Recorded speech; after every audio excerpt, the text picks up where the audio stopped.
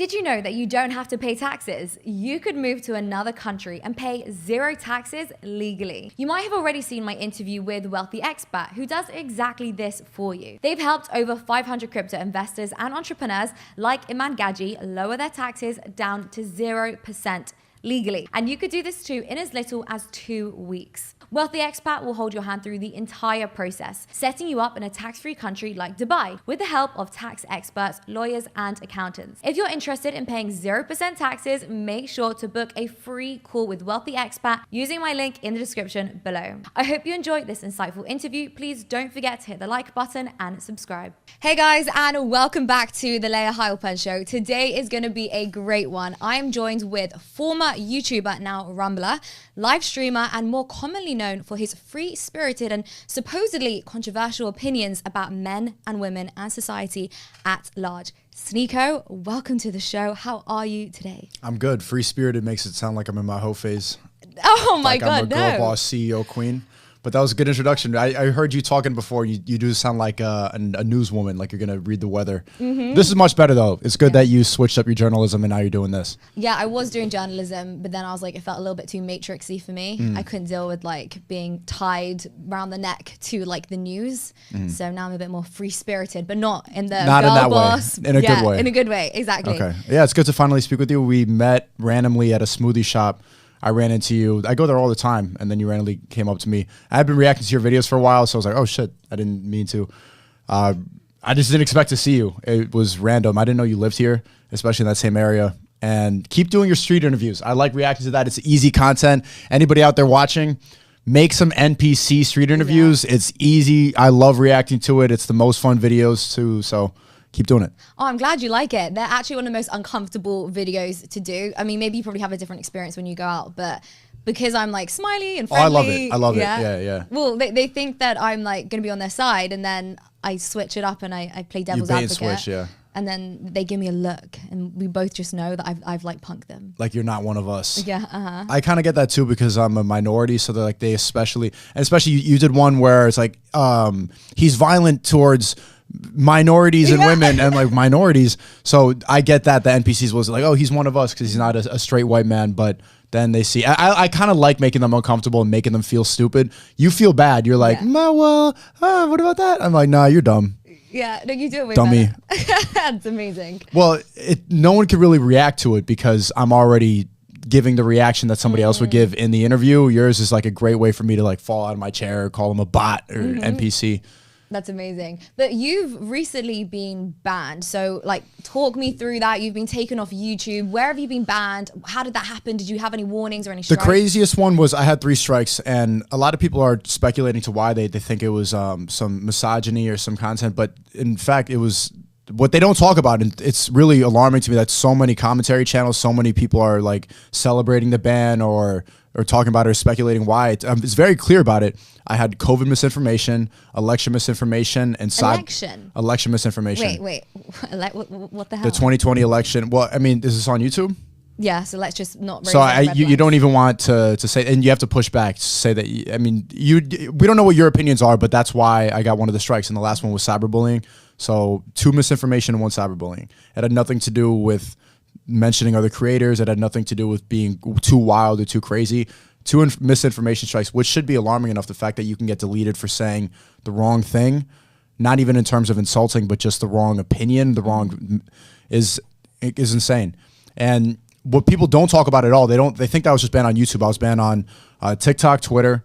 Twitter, I'm gonna get back hopefully, but Twitch was the craziest one because Twitch, they just banned me because they didn't align with my ideology. I didn't violate any terms of service. I had never streamed on Twitch. After I was banned on YouTube, I started streaming there. And within a week, I was banned. And they emailed me saying it was ban evasion, but I had never made an account before. Wow. I appealed it, and then they said, nope, you can't come on. So basically, it's just, they probably were watching what I was doing. They said, no, you're not going to. They banned me before I even violated any terms of service because like I was probably going to. So you don't think, obviously, these aren't legitimate, like there's no real There's absolutely no real reason. Twitter, it was because I challenged somebody to a fight. TikTok was just repeated guidelines. But it doesn't matter. You don't really need an account. It was a bad decision for me to even make a Twitch. I have still have over 5 billion views on TikTok just from people posting the clips. So it's fine. You don't need an account. I'm still there. I first saw you actually on TikTok. I saw you doing the la la la la la with the eyes. That's what I saw. There you go. Yeah, that's what you don't have them. I don't have them. Okay. Why would I have them? So these are eyelashes. Yeah, the printed on CVS extensions that go. They look like shades. They look like curtains on top of your head. They look like you make your eyelids heavy. I don't understand how girls do that. Sometimes they touch your eyebrows literally. And I always look at this, and for some reason girls think it's really, I don't know why they do it. I've never, it's really distracting. I can't look away from it. That's what I think every time they blink. It's like a Disney cartoon. I can hear the cartoon sound effect, and that does well. Yeah. Well, on that point, so all the kind of content that you talk about and Fresh and Fit and all this sorts of stuff about women, the way that you speak about women is so interesting, because I agree with you, but you speak about women in a way that like is actually quite new to me, because the eyelashes, you know, predicting what women will say. Like, I don't know girls like that. Like, that's why I'm so fascinated. I feel like you guys think every single woman out there is this archetype of, you know, the fake eyelashes, boss bitch kind of vibe. I don't know. No, that's the social media world. So that does really what girls who are obsessed with clout or are chronically on TikTok or Instagram, or they exist for that. How many hours a day do you think you're on TikTok? Not a lot. Not a lot. But there's some girls that will wake and fall asleep to TikTok. And if they're obsessed with that, they have OnlyFans. Girls who are in that world all think a certain way, and they're very predictable, and it's very easy to talk about. But on my live stream, for example, I have a conspiracy night. I get into money, what's going on behind the scenes, crypto. I talk about Bitcoin, what happened with the FTX, what the election. I like to talk about the truth. And that's why I really think they banned me, because I was funneling people in from TikTok talking about women and predicting simple-minded, you know, that type of content does really well to reach the matrix people, to get the normies. Everybody on TikTok knows me, which I realize not a lot of people know. None of them know about Rumble. My live stream numbers have decreased since coming over. It's starting to improve, but I am known a lot in the short form content space because I know how to get attention. So when I react to like NPCs, I scream or like fall out of the chair. When I'm reacting or like talking to women, it's like like just simple jokes that everyone goes, ha ha, he's making fun of the girl. And then I try to funnel them in here and tell you the truth and red pill you. So it's just a good way to get a lot of traction, because nobody's going to like want to go on TikTok and see somebody talk about the FTX or Bitcoin dipping to 16. No one cares. You have to get their attention. Yeah, no, that makes so much sense. So, okay, why did you think they banned you? What was the big situation, the big conspiracy here? I think it was waking up a lot of people. I was growing so fast, and I was calling out a lot of people, and I think I pointed out a flaw in the system, and how I think I just exposing the brainwashing that's going on with Gen Z and with the millennials. And you could see, I send you a graphic of the 8 people who have all made hit piece videos on me. They literally look exactly the same. I don't know if I'll show you right now. I think it was a lot of reasons. And I was just pointing out on Twitch, for example, you could sit in a hot tub and be naked and like bounce your boobs off the side of and just sit there and collect money. And can you? Yeah. Oh, wow, I didn't know that. You didn't know that? No. Have you never been on Twitch? I've never been on Twitch in my life. Twitch is absolute. It's pretty much, it's disgusting. And they market it towards kids because it's video games. I can't believe. Yeah, it's supposed to be free to get, but girls will literally sit. I can't believe you've never heard about this. Will sit half naked in a tub, bikini on, and just sit there and like they'd be like, "Oops, let me get the folder from the back," and they walk, and then their butts in this frame and stuff like that. And they encourage simp behavior. They want you to be a simp, and you know the word simp is banned on Twitch. Is it? So I actually had no idea that the word simp was banned on Twitch. I'm against all types of censorship, even when the speech offends me. So this is why I want to tell you about an alternative internet which is being built called TommyNet. It's a decentralized parallel internet where anyone in the world, regardless of the government restrictions, can access the TommyNet web browser. Basic human rights like freedom of speech, privacy, and freedom of information is at the heart of what I discuss on this podcast and Tommy's principles. Now let's get back to finding out why the word simp was banned. It's banned. You can get permabanned for saying the word simp because their whole clientele are simps. They want you to be weaker. They want you to be dumber so that you stay and you give all your money to this website. If you have strong men, they're not going to come back and watch gaming videos and hot tub people. They're going to do something else with their life. But to have everybody programmed and watching this mindless drone content forever, you have to be weak and stupid. So I was starting to wake people up. I was starting to inspire people. I was screaming and I was like telling people similar stuff to what you're talking about, how they're trying to masculinize women and feminize men. I was exposing a lot of that nature, and it was becoming a problem. I was growing so fast. I had 1 million subscribers on my main channel before I started streaming. And then when I started streaming, my second channel grew from 150,000 to 900,000 in 3 months. All the views on TikTok, and people were coming in, and I was just able to roast all these people, and every single commentary channel was upset at me, and I could just make one live stream and like just go back and forth between their videos. I feel like I was starting to like break through the programming on YouTube and on these mainstream platforms, and they had to do something about it. Especially when you start getting that type of attention, then you start talking about the election and about COVID and about like vaccines and stuff like that. You might need to censor that word. Magic medicines. On the magic medicines, you become a problem, and they need to paint this picture of you. And so all these commentary channels who pretend to be about free speech and who pretend to be about the truth, they'll make it that I'm a incel, misogynistic person, when I'm really talking about stuff that's way bigger than just men and women. What's really fascinating is that you're so young and like you're awake to all of this. I don't understand how you're awake to it. And you've been talking about this stuff since you were even younger, right? Like when you were like a teenager, you've been making videos. Since I was 14. So they deleted all of that. All my strikes were on my second channel. And my main channel that I was just doing videos on, I had been doing since I was 14, had no strikes, and they removed all of it. Not only did they ban my main channel, they banned my second channel, my third channel that had no strikes, and even any fan channel that I had no association with. Just somebody with Sneako in the channel, banned, permaban, and they just said violating community guidelines, and they didn't. They just wanted to get rid of me completely. But look, these are I wanted to show you this because I thought it was extremely funny. Wow. These are 8 people, and you can put the graphic up here. 8 people who have all made hit piece videos on me, and this is what I'm talking about. When you kind of break through the code, and they get mad because I make fun of their appearance, but the reason I make fun of your appearance is because you all look exactly the same. Yeah. I can look at you and tell you what you think about the booster shot, who you voted for, the fact that you have gender pronouns in your bio, your opinion on crypto, or how the gym is a waste of time. You probably take antidepressants. And when I can figure that out just by looking at you, it becomes a problem, because then people see, oh, maybe I don't need to be a weak soy boy simp watching hot tub gamers all day. Yeah, no, it's insane. They literally all look the same. And exactly the same. They all look like they don't take care of themselves. They all look weak. They all look like women, to be honest. Fat women, unattractive women. That's how they look like trans women. Yeah, they do. But the funny part is they're all commentary channels, and they've literally made documentaries about me. You think I'm exaggerating? There's like 3 hour, 4 hour, every single. It was getting to the point where I was live streaming every day. They'd try to paint me as a misogynist, an incel. They would go back to my childhood. They would cross analyze, and then they would tweet stuff like, I can't believe I had to watch so much garbage content to someone give me props. Like, oh my God, thank you for doing a good service and watching all this garbage. Why were you watching hours of garbage content? Imagine investing that much time into something that you supposedly hate. It makes no sense. But yeah, I've always been watching and trying to get to the truth since I was a little kid.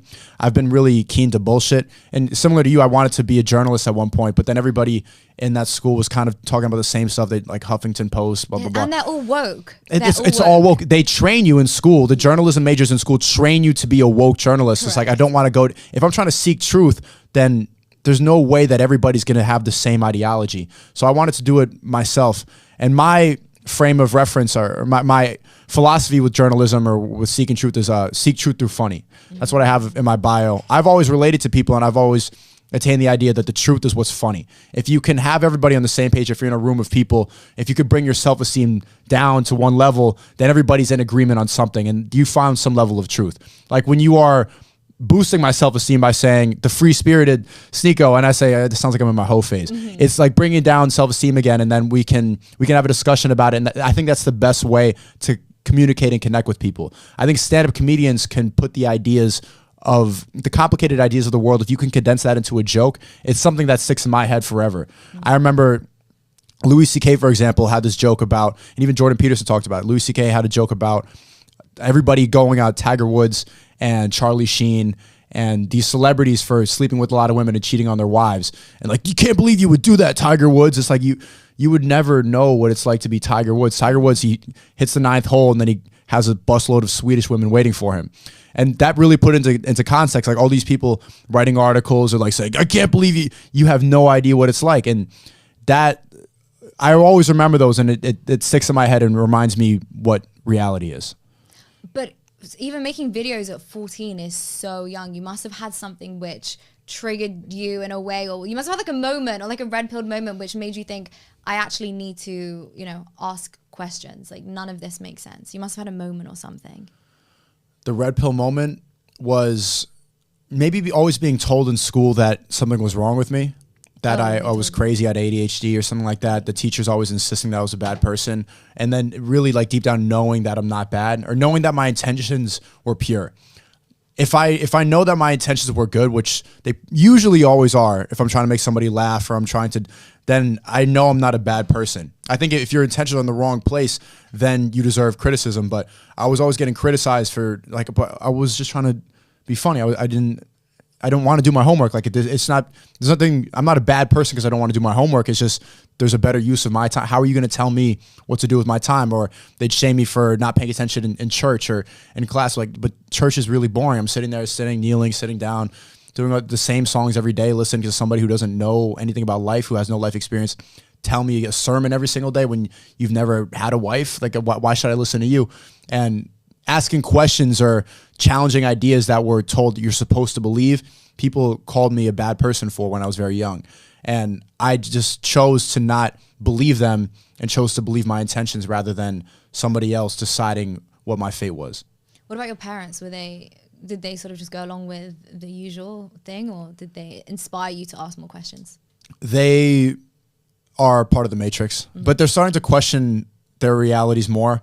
And I helped them when I was younger, questioning a lot of those things. And even at this point, my dad is starting to send me stuff about the FTX trading and about how they're money laundering in Ukraine and how they're funneling money from crypto scams into the Democratic Party to push the liberal agenda. He's sending me stuff about the World Economic Forum and about the globalist agenda that's going on, about how the CCP is working with TikTok to brainwash America. He's like, stuff like that. I'm like, yo, this is pretty base. And at first he was like, no, go to school, do that. Like he was like really matrix ideas, which is natural for a parent because a parent knows that that's the safest route for their child. It's way riskier, and your parents are probably the same way, or the people around you are probably the same way. When you wanted to leave journalism to do your own thing, like, no, to get a safe job, stay in the news. Of course, it's going to be, and that's not bad advice for most people that will work. It's harder to break out of that and do your own thing.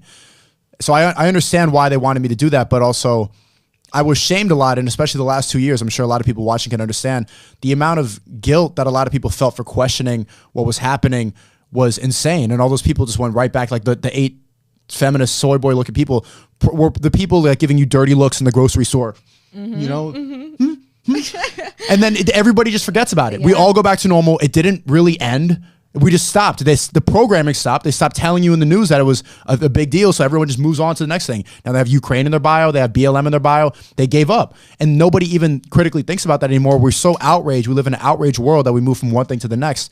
And we're at a point where we really need to sit and reflect about what happened in the last 2 years. The fact that everybody can flip a switch that quick, be so outraged, shame you for wanting to spend time with your grandma, go home for Christmas, and then completely move on to the next thing.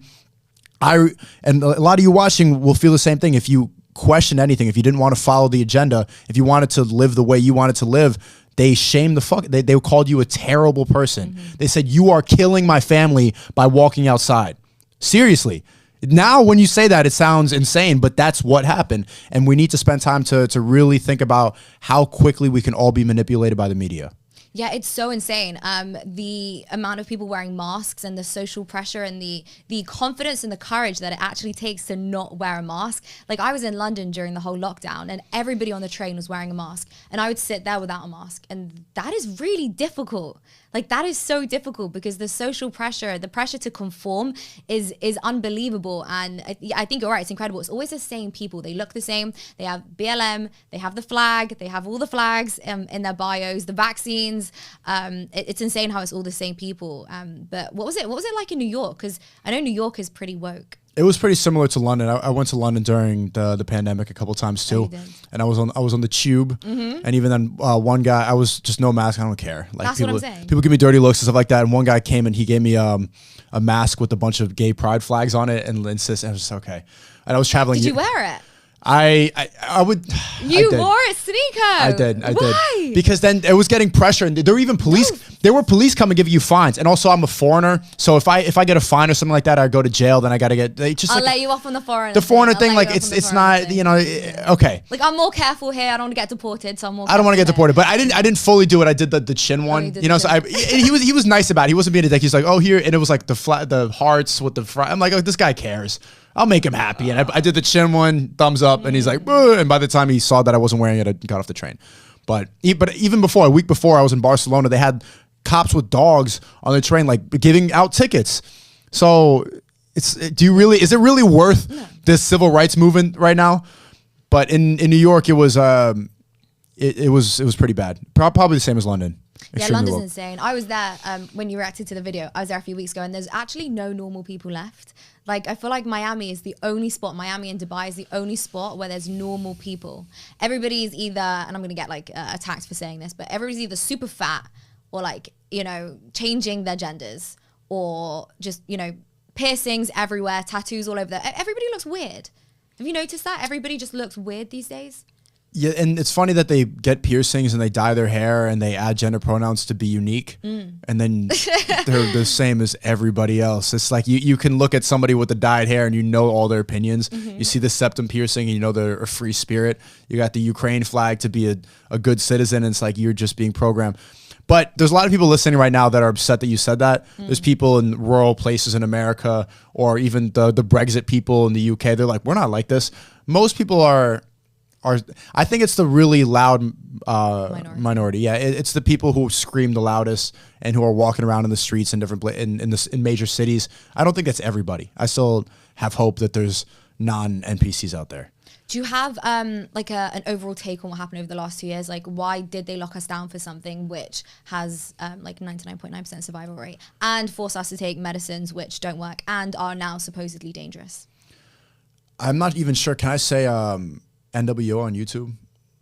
NWO? Yeah. Okay. You just say it as NWO. What is NWO? Oh, New World Order. Okay. Yes. Yeah, say NWO. I think they're preparing us for a new global agenda, and this was the first test.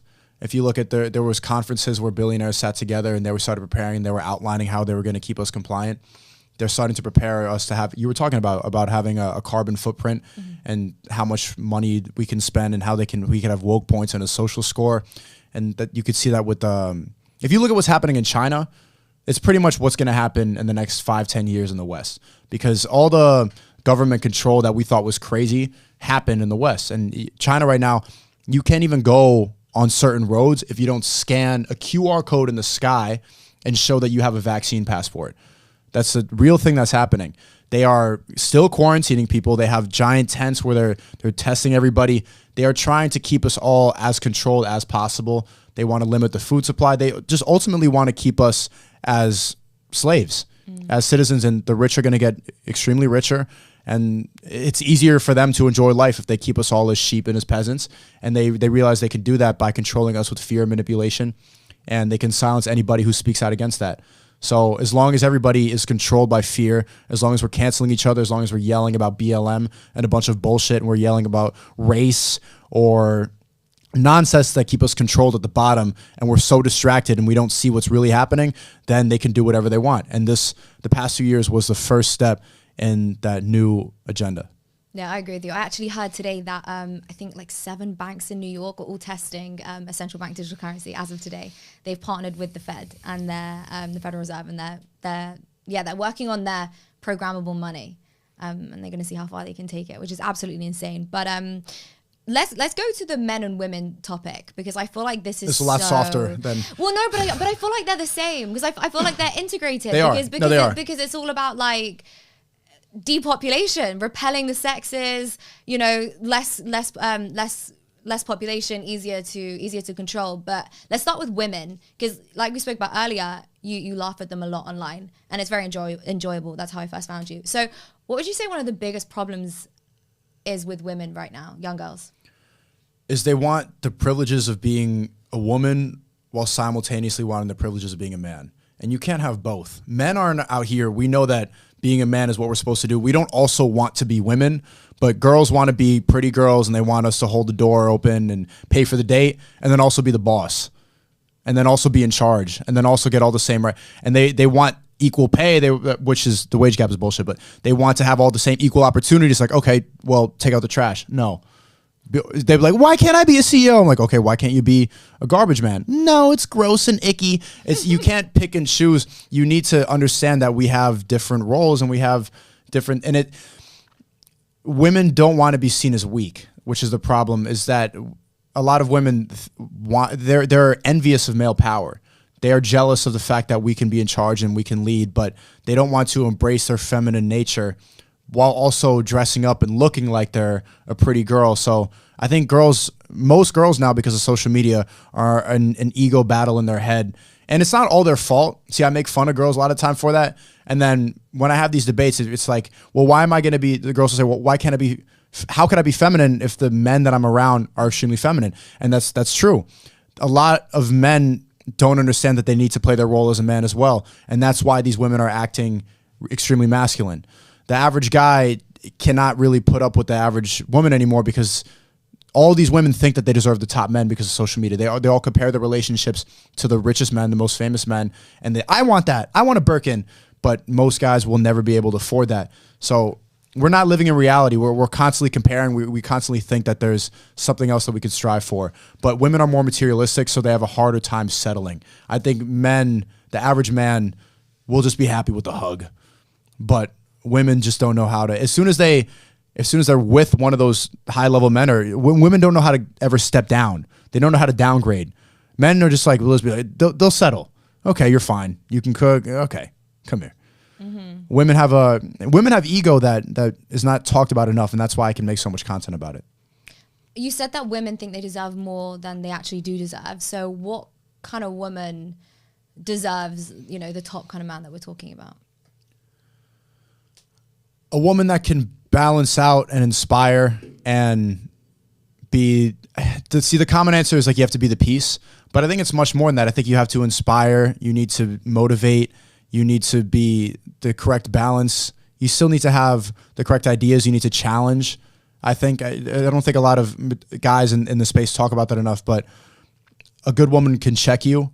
A good woman is smart and knows how to give some ideas as well, how to play her role, not just as the mother or as the nurturer, but also how to be the correct person to give inspiration.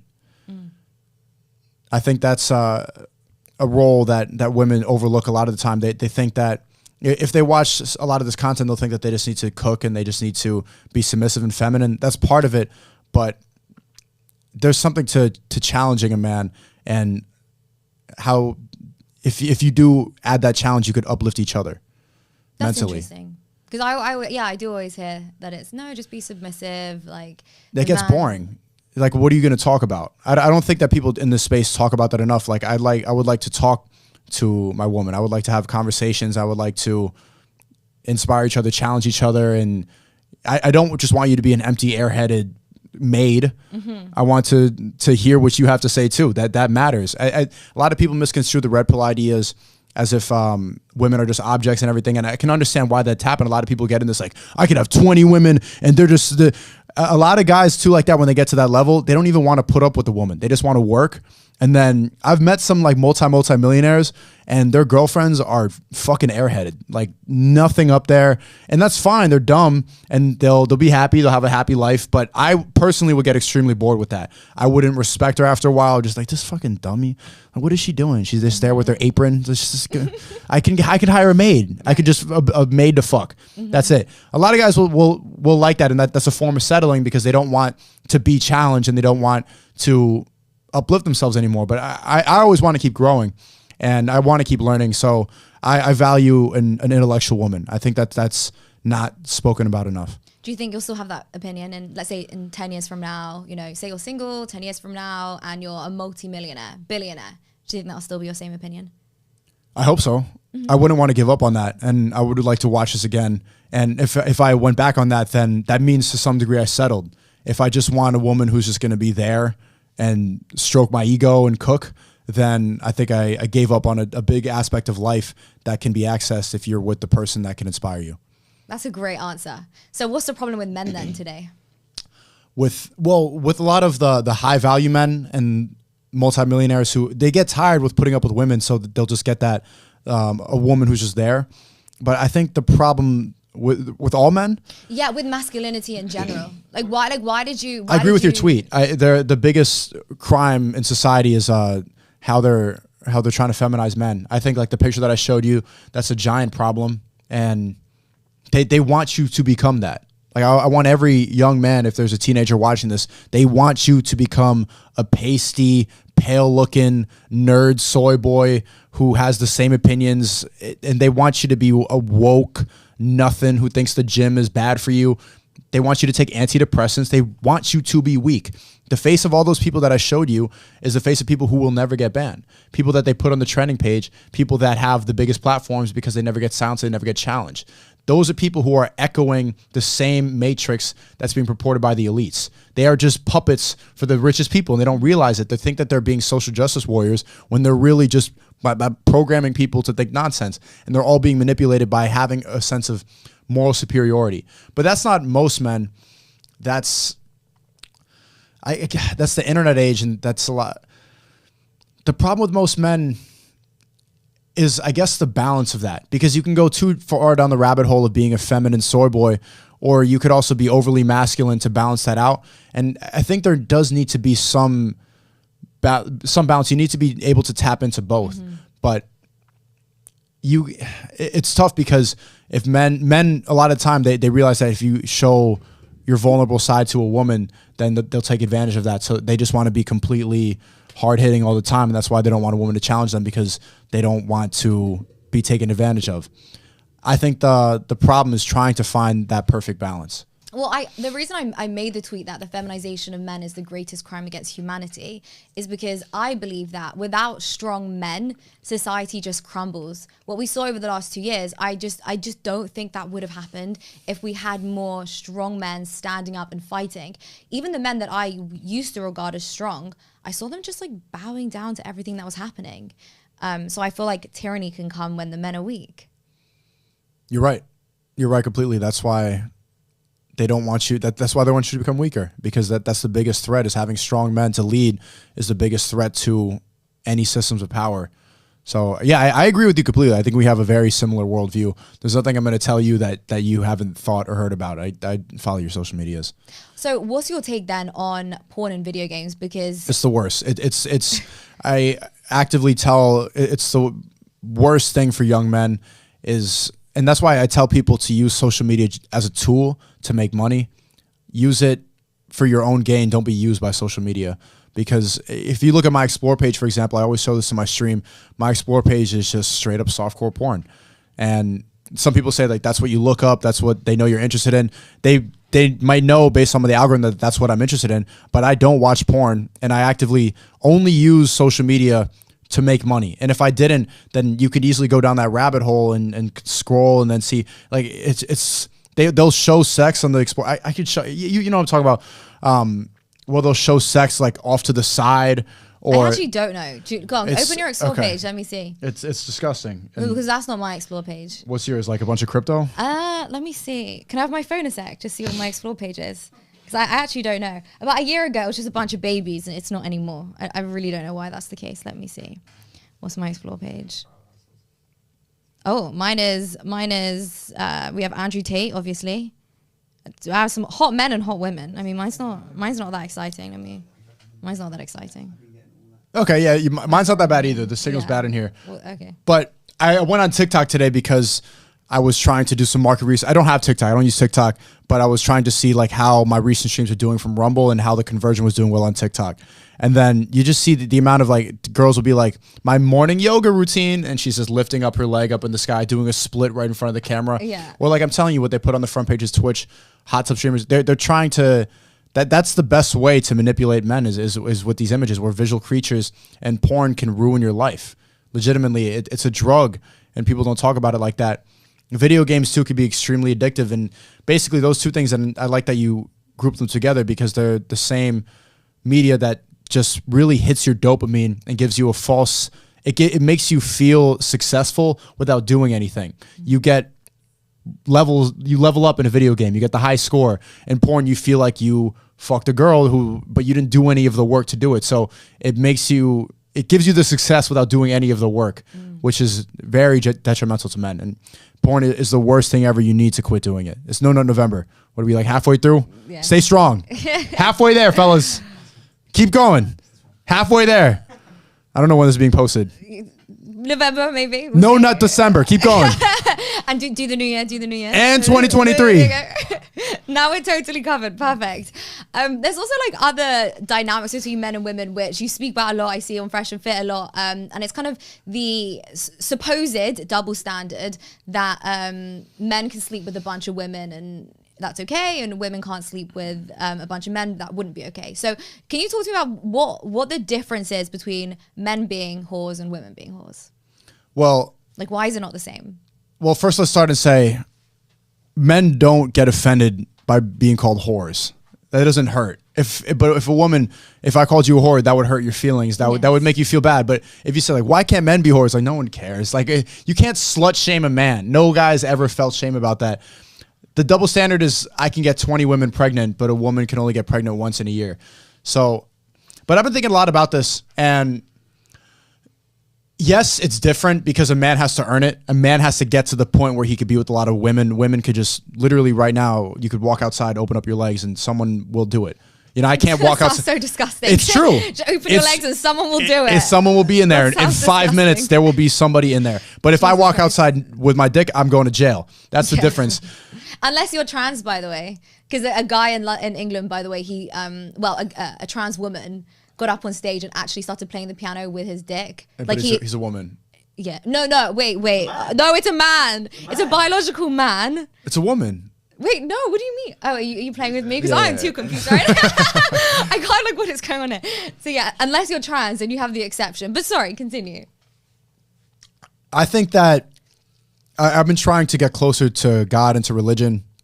And a lot of guys need to indulge in that and be whores to get over it. A woman, I don't really think needs to do that because a woman, there's no satisfaction in being a whore. You could just do it. But a man, it's like once you get to that point where you can be with a lot of women, you need to get it out of your system.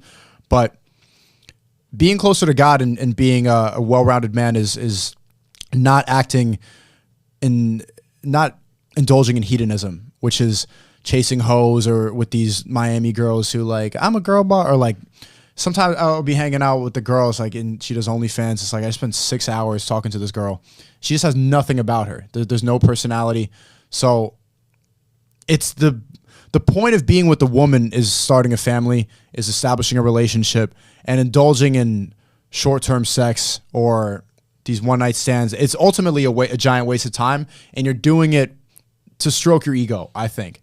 That's why in the past when I was really indulging in that, it wasn't that much better than sex with the same girl. But I was trying to be with a lot of women because it was like a video game. It's like a challenge. Like I did that, and I'd walk around, fucked her. Oh, God. And it would be fun for me. Yeah. Or like be like, yo, yeah. It would be with my guys, and it would be an ego stroke. But if you really think about how much time and how much energy and how much of investment you're spending into just nothing, because there's nothing accomplished from that. The point of sex is to procreate. It's a waste of your energy. It's a waste of your time, and it could be much better spent. That's interesting because I keep hearing men say, you know, your 20s, just like go through everything you can. And then only in your 30s, you should, you know, think about it a bit more. Who says that? I just hear it all the time. I'm 24 and I'm ready I'm coming to terms that it's empty. After a while, like I see guys 10 years older who are doing the same thing I was doing at like 23, 22. I'm like, okay, when do you elevate? When do you get to the next step? So, but yeah, it's a very clear difference. It's a very clear difference. But men have a different learning system than women. Women, I think, inherently know that, but I think men need to go through it in order to fully understand. So I can sit here and say that it's hedonism, but all the guys who have not experienced it yet are going to want to do it. Yeah, I think it's an interesting one, especially because like with this red pilled mentality, we keep hearing you can have 20 wives, you can have as many women as you want. You don't think that that would be satisfying in some way, having as many women as you want just because you can eventually, maybe? Yeah, that sounds amazing. Okay, That sounds it does. yeah, it does. But there's a better use of your time. Like that's not a very godly life, but still, imagine that the Dan Bilzerian lifestyle. It does sound appealing to a lot of guys, and I think young men need to hear that a little bit more actually because of how we're being feminized.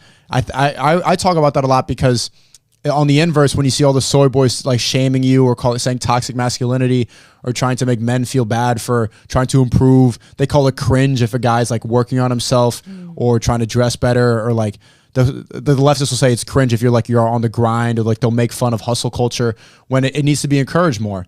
So ultimately, no, you're not going to be satisfied for the rest of your life with 20 girls in a house. They're pretty much there for you, your status and your money. They don't really care about you. But I think it's good motivation to hear that for young men. I think that it's good on the inverse of how much they're pushing simp culture and how much porn and video games. If a guy hears something like Dan Bill's here, and I'm like, bro, that sounds dope. Now I want to go get more money. Now I want to go improve myself. Now I want to start 10 businesses so I can get to that point. And if I do get to that point, or when I do get to that point, I'm going to be like, you know what? I actually don't want these 20 girls anyway. Maybe I'm good with 4. 4, really? Settle, yeah. Yeah, 4. You don't want 5? No, 5's too many. Yeah, 4 is like a nice and okay. That's a good amount. Yeah, 4. Understood. So with all these bannings going on in social media, I know you obviously moved to Rumble. What do you think the future of content creation is? Are we all just going to get banned and then we move to Rumble? I mean, do we trust Rumble that they're not going to, be bought out by Klaus Schwab, I hope not. I don't think so. I know Chris Pavlowski, I think his name is. He's a nice guy. I've spent time with him. It's weird, like being out with him. I can't imagine ever hanging out with Susan from YouTube. So I hope he doesn't sell out. I really think he believes in the message. I really think he believes in free speech. And so if he compromised that, the basis of the website was free speech. You know what's funny? I was thinking about this yesterday because I'm new to Rumble and I've been looking at all the front page. It's pretty much all political conservatives. It's all Republicans. Live streaming does really well. And I was thinking like, what's the leftist website? Everything else. It's just YouTube. It's just every single platform. They're never going to have to go to another website because they're just allowed. That's the page for them. The right people who don't believe in the agenda that's being pushed, they have to go to alternative platforms. So my method for going forward is capitalizing off of short form content. Gen Z's attention span is absolutely destroyed. And I know how to get that because I have a bad attention span. I'm energetic, I'm loud. I know how to capture people's attention in 5 seconds. So like when I react to your NPC videos, this is a viral clip anytime. You react to an NPC like, why don't you like Andrew Tate? They go, buh, buh, buh, buh. I'm like, fall out of my chair, scream, stuff like that. That's always going to capture it. People are going to go, wow, cool. When you're scrolling, that's what's going to capture your attention. So I know how to do that. What I have to do is funnel that short attention span people into my stream and into my website. So for the future, advice for people who want to speak about similar subjects, not everybody wants to do this, but this is a good method to follow. You need to figure out how to capture people's attention quickly and funnel that into long form content. I stream for 5 hours every single day. So I'm talking, but I can't just be screaming and fall out of my chair for 5 hours. I need to have something to talk about. So I get into politics, I get into relationships, I talk to different people, I interview people, I bring people on the stream, I like to learn different things, I talk to the chat, I watch different videos. So I have good ways to capture an audience for 5 hours, but I also know how to bring in new people. And you really need to triple down on that new people in the short form content, because if they keep banning the truth, then the leftists and the soy boys are going to keep getting promoted.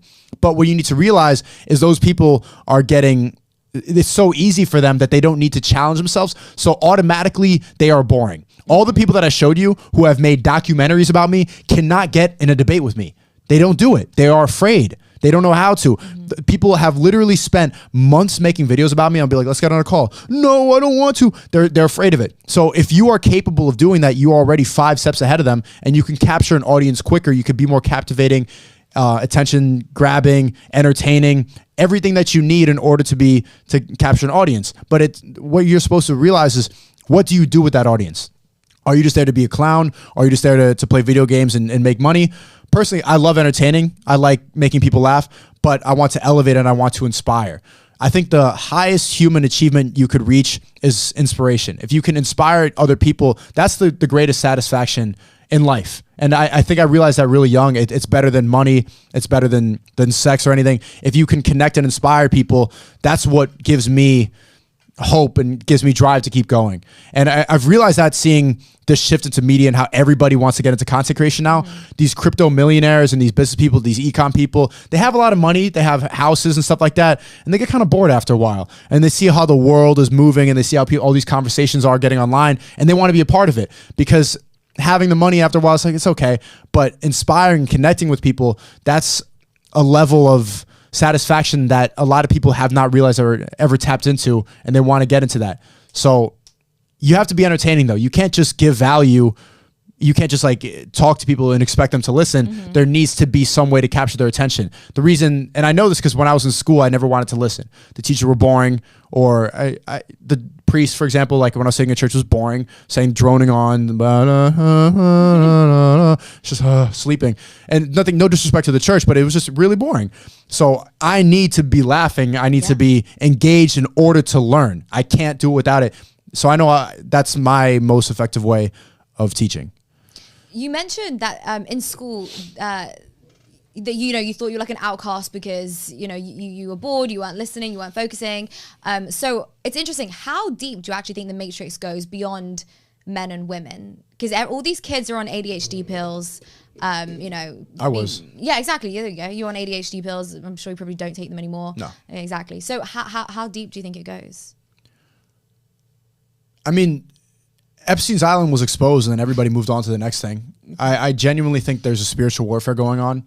I think that the most powerful people go on islands and they do sacrificial rituals with children, genuinely. I think that they try to conjure evil to separate morality from their psyche so that they can have more power and they don't care about people. That's the reason that they're able to manipulate vast majorities of billions of people all at once, is because they don't care. They have no morality. And in order to separate empathy and morality, you need to do evil acts. And also they do these evil acts to blackmail each other. If they've all touched and ate a kid, then they all have dirt on each other and they won't expose what's really going on behind the scenes. Of course, I've never seen this. I don't have factual evidence for it. I never will. But there's been people who have tried to expose this, and they always have the same fate. You watch movies like Eyes Wide Shut, or you can see people like who try to expose it, like Julian Assange or Edward Snowden, or what was happening to Alex Jones, and they all repeatedly get silenced and they get called a crazy conspiracy theorist. They get called a treasonist. They always have the same fate, or they end up dead in a forest in Cuba. What happened to John McAfee? It's always the same fate, and we're getting to the point where it pretty much has been exposed with Jeffrey Epstein. The most rich and powerful people were all going to an island, and then he supposedly died in prison, which everybody knows was a lie, but we all moved on. And so when I talk about this, people will call me a crazy conspiracy theorist, but then what about Epstein's island? What happened there? Why are these people all flying out there? The most rich and powerful people are all going buddy-buddy with somebody who was trafficking children. And you think that I'm just making this up when I talk about how they use evil to become more powerful? I really think it's a spiritual warfare. Who are the people that are actually doing these bad acts versus the puppets? Because I'm unsure if somebody like Biden, for example, is a puppet. Like, to me, I think he's a puppet. Klaus Schwab, I don't know, the leader of the World Economic Forum, I don't know whether he's just a puppet. Probably somebody else, some nameless person who has trillions of dollars behind the scenes that we'll never know his name. And Biden, Klaus Schwab, these people that we know about, they are puppets. They probably went there. They got blackmail on them. They have a video of them touching a kid, and now they have to do whatever the fuck they say. Yeah. That's what we're not going to know these people, a lot of them behind the scenes. And if we do, then they change their identity. They go to a different country. The most rich and powerful, I don't think we'll ever know or they get sacrificed. They end up dead in a prison. Supposedly they hang themselves. Anybody who makes it out of that becomes a public figure. Yeah, we won't know them. What's your take on Sam Bankman-Fried? Do you think he's a puppet of the establishment? Who? Sam Bankman-Fried, the CEO of FTX. Yeah, of course. He was. I need to do more. Tell me about that, because I heard that he was. Oh, the fat dude with the curly. Yeah, the FTX guy. Yeah, the FTX guy. Yeah, he was a puppet. They probably got a video of him doing something, and so then he started funneling money to the Democratic Party. Yeah, they probably got a video of him doing. Did he flee to Argentina now? No, he's in the Bahamas. Just tweeting chilling? Cryptic stuff, still not detained, not arrested. Like, he's just chilling there on his phone, tweeting rubbish. What do you think is his fate? Is he going to end up My take is no, because I personally think that that the powers that be tried to use FTX as a way to infiltrate crypto. So they wanted to have a regulatory monopoly on FTX, therefore they control crypto, pushing all other competition out. So I feel like they funded him. I think they funded him. I think I saw one conspiracy, which was like, there's a Mr. Maxwell who, it might be Ghislaine Maxwell's father, I don't know, but he died in like the 90s or something. Nobody knows where his billions went. But then Jeffrey Epstein popped up with all these billions, and then he mysteriously dies. Oh, who's married or with the daughter of Maxwell. Ghislaine, thank you. I can't even pronounce it. Ghislaine. He then, so bear with me, Jeffrey Epstein then dies mysteriously. Where do his billions go? Well, he dies around the same time that Sam Bankman-Fried just pops up with all these billions. So now Sam Bankman-Fried has all these billions in 2019, which he supposedly made by arbitrage trading Bitcoin for 3.5 years. You don't make $9 billion in 3 years by arbitrage trading Bitcoin. So I feel like the establishment or whatever passed him the money to have him as a front and have him as like this puppet for the elites, then donates the money. He becomes like the crypto arm for the establishment. So I feel like he's one of them. I don't think they'll, unless he speaks. So unless he calls them all out, then I think he could get Epsteined. But while he stays silent and just like disgraced, a little bit like Harvey Weinstein is silent and disgraced, then I think he'll be fine. And otherwise, yeah, I think he'll be fine. Like Bernie Madoff was like arrested the next day when he took everybody's money. Sam Bankman-Fried just chilling, tweeting in the Bahamas. Like I don't think he's gonna get the justice that he deserves because he's a puppet of the system. Does that make sense? Mm-hmm. I don't know. What did your dad say about this in the end, by the way? He said he was just showing surface level stuff and saying that I need to do more research on it. And he was just like sending me articles and showing me how they were funneling money into the Democratic Party. Yeah, so Sam Bankman-Fried was the second largest donor to President Biden's political campaign. And then FTX set up a bit on the website where you can then send money to Ukraine. Turns out, so wait, Sam Bankman-Fried sent money to Biden. Biden's administration then sent money to Ukraine, billions of dollars. Ukraine then sent money to FTX. So it's a circle of money laundering and all this stuff. So that's why I think Sam Bankman-Fried is part of it. Like I think he's part of the establishment and he's not going to get the justice that he deserves. But look what happened to Epstein, though. As soon as they become a public figure, they need to make an example of it. It's possible he could have that fate, but I don't know. I don't. When like it becomes like sexual, I think that's when the establishment have to detach themselves. Yeah, when like there's like pedophiles. Weren't they all rapes. Like in a room of 10 people? They had like a 10-person polyamorous relationship. Yeah, I mean the whole thing was incestuous. So the founder of Alameda Research, which is the CEO of Alameda Research, which is the sister company of FTX, was his ex-girlfriend, whose father taught at MIT, where the SEC chairman, Gary Gensler, was a professor at MIT, where Sam Bankman-Fried went to university. It's all incestuous. They all dated someone, bit like the Maxwells, like everybody's, it's disgusting. And yeah, I think it's better just to like buy Bitcoin and like join Rumble and like leave the Matrix, you know? How much do you, I don't want to say, but do you think it's going to dip lower? I've been talking to people like that. Is it going to go lower than 16? I think right now we are at such a temperamental it's a weird time. It could go down to 5 maybe. Yeah, if there's another black swan event, like I think Bitcoin could have bottomed at around 17.5 if FTX didn't happen. But there's so much dodgy dealings happening behind the scenes that if more stuff comes to light, then I see no reason why it won't go lower. I mean, weird stuff is happening with crypto.com. The CEO came out and said they accidentally sent billions of dollars of customer funds to Gate.io, which is another exchange. What do you mean you accidentally sent billions of dollars of customer funds? And then you see Gate.io sending the money back. You can look at it on the blockchain. It's so dodgy. So if another exchange like fucks up, then yeah, I think we're going much lower. But I don't really care. I think getting in at this price is such a steal. Like this time last year, Bitcoin was at $69,000. People would like pray and wish for these prices. I know my brother's extremely happy that Bitcoin's very cheap. It's on sale. Yeah, it's massively on sale. Buy one, get one free. Literally. Are you holding much crypto?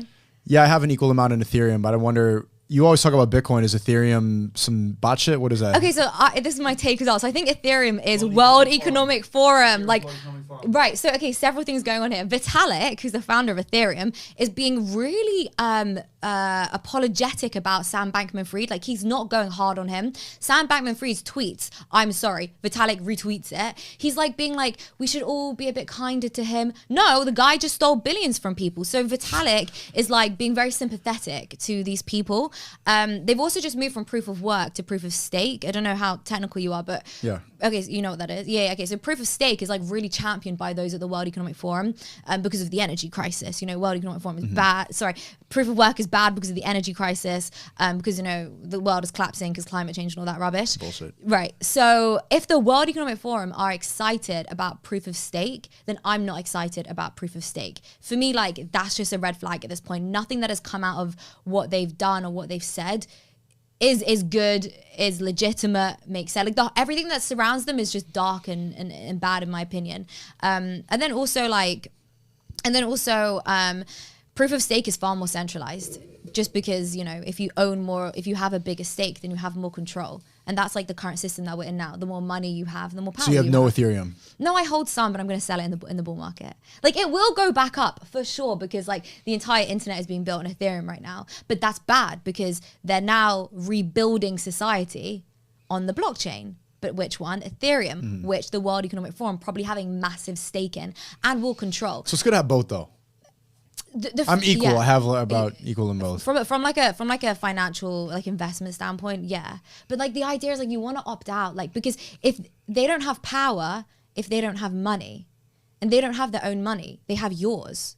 And so if you remove your money from the banks and you hold it in a system which is completely outside of their control, they have nothing. They can't do anything. How are you going to fund wars? They take your money, they print more. They take your money and they fund wars. Well, what if you can't print more money? What if they don't have our money to fund the wars? What's preventing them from another FTX scandal? That's a good question. I mean, nothing really.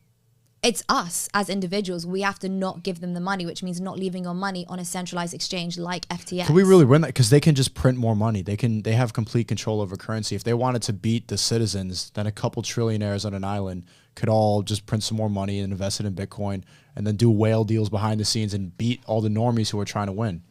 Basically. But that's why we tell everyone to buy Bitcoin. Shut up. Oh my God. Talk about that. Fuck. Talk about that. Fuck. BlockFi just went bankrupt as we speak. Shit. Do you know who BlockFi are? No. BlockFi is a centralized exchange that went bankrupt. Oh my God, this is so bad. Shit. I thought we were going to get... Okay, so BlockFi is a centralized exchange that were about to go bankrupt when Celsius went bankrupt, but FTX just bought now? them. Yeah, but FTX bought them, which bailed them out, but FTX have no money. And so since they've just gone bankrupt, BlockFi's just gone bankrupt. That's really sad. BlockFi, they are good people, I guess. BlockFi, people put their money on their platform, and So is that good for us or bad for us? I don't even know. It's bad for the crypto space. It's a centralized exchange, which is centralized platform that gives you like 6% interest on your Bitcoin, and it's just gone bankrupt, which basically means that people need to remove their money from centralized entities, and they need to put their money in cold storage. That's the goal here. So you're buying up. You're buying crypto. Yep, investing more it's pretty cheap right now, so I'm gonna keep putting more money. You've just sold me on more Bitcoin. I'm gonna buy a whole coin as soon as I leave this podcast. Perfect. Yeah, we'll help you do it. Another That's one. amazing. Whole coin. I have a couple. Oh, you do? Yeah. Don't say that out loud. Just pretend you don't have any. I don't have any. There you go. I have none. Yeah, you dropped your keys in the water. That's that in the ocean. That's the joke. Yes, that. Yes. Yeah. It's serious. Okay. Wait, why can't you say that? Someone's gonna rob you? Because I'm gonna pick my words really. Yes, there's that, but also like as a sovereign individual, those at the top have no right to know what you own, and therefore you own nothing because you had crypto, but then you lost the keys and they're at the bottom of the ocean with all your guns. You don't own guns either. They're at the bottom of the ocean. Okay. Yeah. I have none. Exactly. You have nothing. I'm broke. Yeah, and you're like triple jabbed and everything. Crypto is for hustle culture, toxic masculinity people. No, we don't do that, despite everything we just said. So just finally then, what kind of advice would you give to... Do you think I'm crazy for that whole spiritual warfare, demon eating children thing? Okay, great question. We went right to crypto from demons. I'm okay. wondering what your response on that is. Okay, so like, I'm so open-minded. Like I'm down for it. You know, I think it's possible. I don't really think it goes as far as like eating children, and like sacrificing children. I definitely think there's like a weird pedophile ring going on, but I think that's as far as it goes. I think the eating children thing's a bit far-fetched. But the reason I mentioned David Icke is because he thinks that, and he thinks that. Oh, really? Yeah, David Icke thinks that, and he thinks everything that happened in Eyes Wide Shut is legitimate. It's fully real. He died right after that movie was released. Yeah, that's true. And David Icke also says that the people controlling us are non-human entities. So I don't know if this is something which you're Lizard aware people. of. Yeah, he's the lizard man. Okay, but how do they become lizards? Are they just not human? Okay, I'll explain it because I actually I think they become inhuman by doing these rituals and doing stuff that makes them not human. If you eat a kid, then you're not a person anymore. Your soul is gone. Right. Metaphorically speaking, you're not human anymore. That's a good way to separate your soul from your body, is doing the most evil act of all time, and then you have absolutely no morality, which makes you not human. What makes us human is our souls, is what we think, and empathy and connecting with people. If you can separate that, then you're a lizard. Okay, so that's true, but that's not David's take. He said they're actually lizards. Yeah. So basically, this is what he says. So Okay. I actually sat with him and like listened, and I really tried to take On this in podcast, everything. I gotta watch that. Yeah. Oh, it got taken down on YouTube, but it's on Bum, Rumble. see, they It's took on it down. Rumble. Why they gotta take it down? Because Because brother, Susan's a lizard. No, it's Susan's my a lizard. Get off YouTube. Susan, I know. We know. Blink sideways, Susan. Sorry, what? No, it's my brother's fault actually. Oh. I made the title super low key, like the global agenda explained, you know, like really, really chill. Gideon's like trying to up my game, goes onto my YouTube, and then he's like, the real truth about who runs the world exposed, David Icke. Da, da, da, da. And I was like, 24 hours later. If it's bullshit, why did they remove it? Say that again? Why would they remove it? Exactly. There's Yeah. so much misinformation that Yeah. they let fly. There's only certain types of misinformation that they continuously remove. Yeah. I want to hear this lizard take. Let me tell you. Okay, fine. So basically, he says, firstly, to consider that humans are the only species alive in this entire universe would be really sort of like human-centric and like egocentric, right? Ignorant. And ignorant, yeah, but it would be very like self-absorbed to think that we were the only things on this universe. Okay, agree. That makes sense. I do believe there are like aliens out there. So then he says, okay, now also consider the fact that when we see light, like when we see, we don't see everything that's actually out there. Like, you know, you don't see music waves, you don't see Bluetooth waves, you don't see radio waves, all these different things, like you don't see them. We only see a certain amount of things. And there are like colors that we can't even see. He talks about cats, how they look around and they see different things than us. No, but that's true. Okay. So yeah, that's the point. Like we can't see everything. All right. So now he says, okay, so now consider that these aliens that are like far away are actually like a little bit nearer, and actually they're here. And the shape shifting is them going between light. It's like 1 minute you see them, 1 minute you don't. It's like you see it and you don't, because it's like they're changing form. They're moving from like being able to be seen in the human spectrum of light versus like whether like a dog or a cat could see them. Like, you know, when like cats and dogs are like barking or meowing at like nothing. It's like because they can see something. And the cat's like pawing At nothing. Yeah, There's yeah. like a ghost or a spirit there that they can see. That's kind of like the idea. So instead of them being in another dimension, they're actually here physically with us. Okay. And they move between dimensions. Right. That's why we see them and we don't see them. So Okay. he says that these people are non-human entities. Maybe lizards, I don't know, but they're non-human entities. Oh, And he then- didn't say lizard specifically. his thing is lizards, but he was pretty low key on my podcast, and like he kind of like pulled it back a bit. He didn't mention lizards. Okay. He was, I swear, I felt like he was like trying to like distance himself from the lizard thing, but I don't know. He says these people around the world, they do the sacrifices. No, They're that really makes evil. sense because there's certain. It's I sound crazy when I talk about these rituals and stuff like that, but my dad's from Haiti, and there are voodoo, for example. The witchcraft is real. Like zombies, for example. The idea of zombies came from Haiti. The original word is called zobe, and they had potions and they had spells that they would give to people so that they would work for 24 hours straight. They just be in a corner, just working, and like pitch black at night. You see people working in the field. They can't even. There's no light, and they're still farming. So voodoo is 100% real. If you ask anybody from Haiti or Santeria and these Caribbean islands where they practice witchcraft, they can possess people. Or some people, I've like talked to people like they shook hands with somebody else and you can their spirit or something. So maybe it's not lizard people, but that summoning and possessing your soul Yeah. owning is a real thing. You can conjure evil, and there's a lot of people that have experience with it. I personally haven't had any, but I know anybody from Haiti in the comment section that this shit is real. So maybe that's what he's talking about. I don't know if they're different beings, but that goes to my theory that you can separate your soul from your body and you could become an evil entity that doesn't care if you do witchcraft. If you practice rituals, you practice satanic rituals, which voodoo is and which the pedophiles going on the island are doing. This sort of reminds me, years ago, I don't know if you've ever done it, but years ago I did the Ouija board. Have you ever done that? No, don't do satanic shit. I did it years ago when I was like 16. Are you one of them? No, but I did it because my friend's grandfather used to do it. And we were like at we were in Spain at their house, and we just did it. Why do white people do that? I never understood that. You I guys don't just like want to know. get It was demons like- in your life for fun. You guys are so bored. I was watching the grandfather and then the girlfriend who looked like Marilyn Monroe, actually, like an old Marilyn Monroe, and because that's how she based herself. Anyway, when you took your finger off the glass, you had to be like, "Rest in peace," something, something, something, so that the spirit stayed in the thing. It was actually like the most terrifying thing I've ever seen. Like, I swear to God, it was legitimately real. Like, stuff moved, and yeah. Yeah, don't do it. I wouldn't recommend. Don't do it. Don't mess with it. Don't play with that stuff. Yeah, I wouldn't do it again. There's a lot of witchcraft, like psychics. Have you ever spoken to a psychic? Those, they can really, like how they do it in the horror movies. They can. I've talked to them one time, and they knew a lot of stuff about me that nobody knows, and I'm like, you didn't just read the palms of my hands, or astrology. I'm not into astrology. That's all these girls. That's why they make no sense. They believe in witchcraft. They believe in the stars, and their personalities align with their chakras, and they got crystals. And they can do some shit. Bro, it's low-key witchcraft. All these girls are a little bit possessed. That's why they're so easy to predict. They don't even realize that they've been summoned to think that witchcraft is trendy, quirky.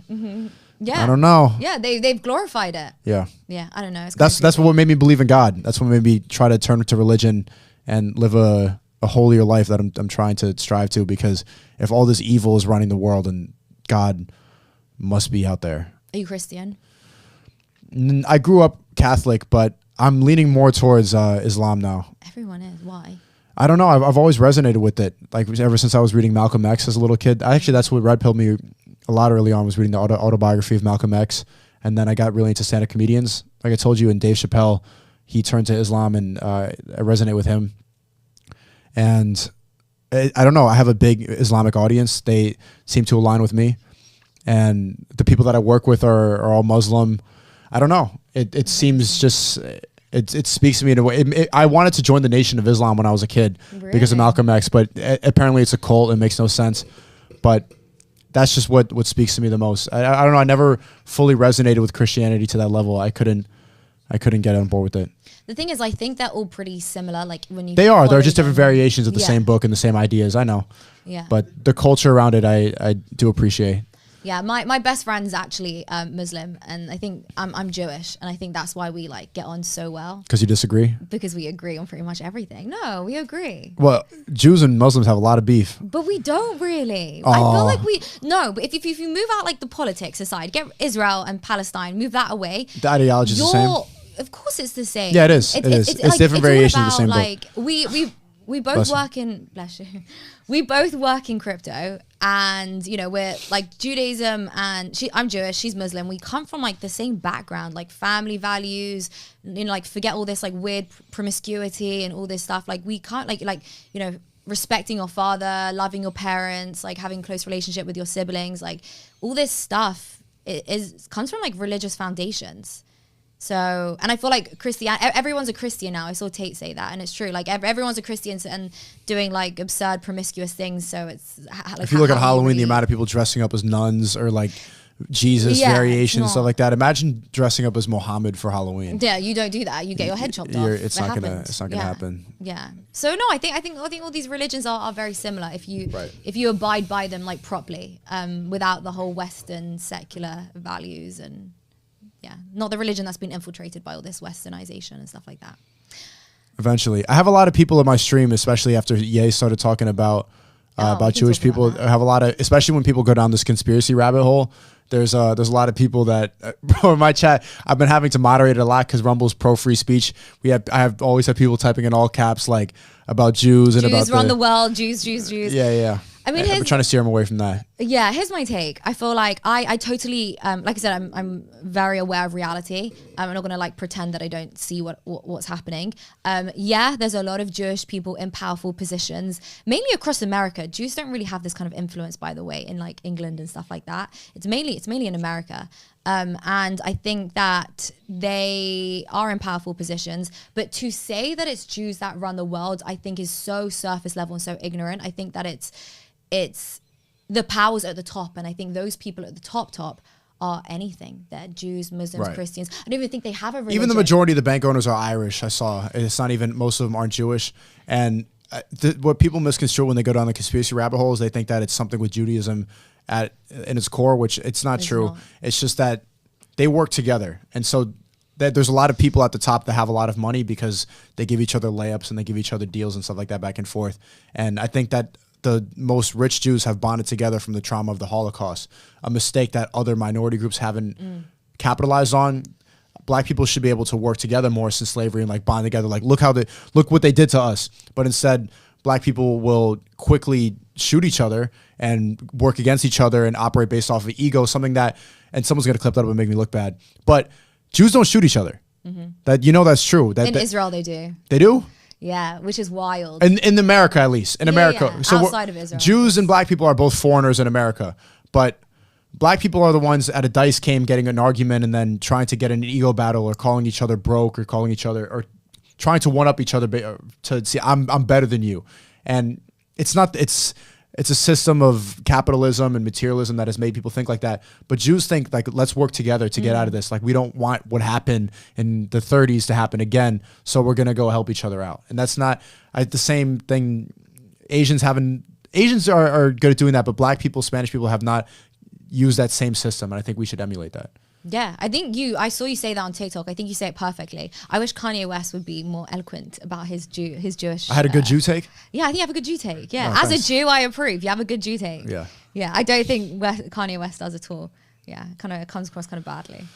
He didn't, what do you say that was that bad? He said, He says Jews run the world. Like he said it. And it's like, Yeah. I'm not offended. It's cool. But like, it's you're just not good, because people keep saying to me, and I think it's really annoying. People keep saying to me, that's a positive stereotype.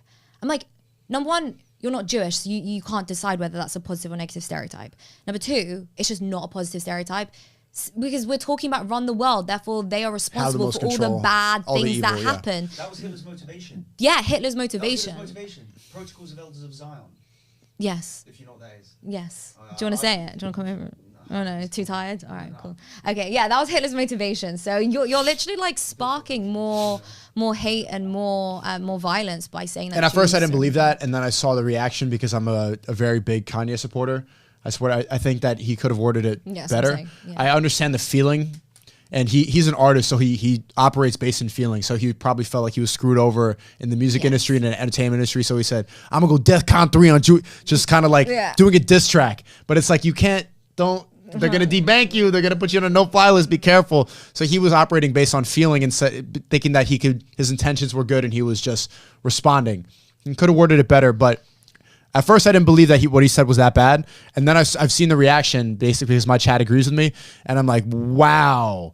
I had like some debates with people and then like a lot of them were joking, but they were like, W Hitler, W is good. And I'm like, well, you guys gotta, because if you guys end up in a school or you end up at a bank or something like that with an AR and they see that you were watching my stream, it's over. You think my Rumble's gone, everything's gone. So I've been trying to communicate and tell them what I think is the truth, because when people go down the conspiracy rabbit hole, they end up blaming Judaism a lot of the time. Even the flat earthers blame round earth on Jews. And it's like, Do they?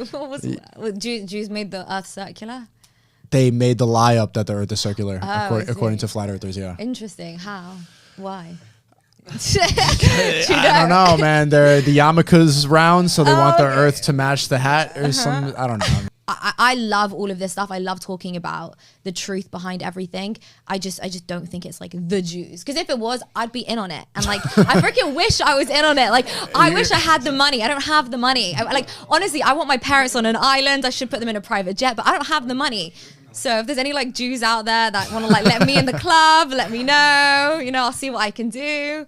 I'm part Jewish too, so let me join. Let me I got in. like 12%, something like Oh, that. really? You 12% actually? Ashkenazi, yeah. Oh, really? Yeah. Nice. Welcome to the club. Yeah. Woo, Let's Jew run the club. world. Yeah, let's do it. All right, let's close this. So, what would your final message be to, young men watching, and something to do with like, how to save themselves from everything that's going on right now, all the propaganda, the matrix, and everything? So I would tell them to join my course, The Creativity Kit. It's thecreativitykit.com. And it's a great place to network. And a lot of people have actually got jobs and have made a lot of money from that. I was talking to somebody late last night and he started making $5,000 a month from clients that he met and through networking from the Creativity Kit. So I outlined a course about how to make money online, how to become a content creator behind the scenes. If you want to edit, if you want to start an online business, if you're a software engineer and you want to start making content to funnel people into your website, that's the place to go. I've outlined a course on that, but I understand that a lot of people consider that a scam. Like, this information's free, which is true. You can find that information elsewhere. But what I've built is a great Discord community and a great place to network and meet like-minded people, because everybody that I've met that I work with, I've met with online. I saw your videos, I saw your content. Everybody that I work with, my editors, the Tape Brothers, everything like that, I've been through content creation. And a lot of people don't have access to that. So what that gets you is $50 a month is access to a community where you can find ways to make money online right now. And people are starting to make testimonials. They were thanking me last night. I was glad to see that, because a lot of people are quick to call it a pyramid scheme because there's affiliate marketing. They call it a scam because the information is free. But what you need to do, young man, is you need to start making money right now. And everybody understands that the best way to make money is through an online business, is through content creation, is through the internet, because you can do it anywhere. You're free. You can use the internet anywhere. You're not locked down at any place. And what they tried to do the past 2 years was to keep you located in one spot, quarantine, shut up, lockdown, you can't fly. So if you can make money mobile, then you're good. So you need to get rich right now and diversify your income. Make sure your money's in different places because they're freezing your bank account. Get as rich as possible. And also be careful about how red-pilled you really get, because you don't want your platforms taken away before you make money. Thank you so much for coming on. It's been such a pleasure. Thank you. Thanks. Guys, please don't forget to hit the like button and subscribe, and we will see you all next week.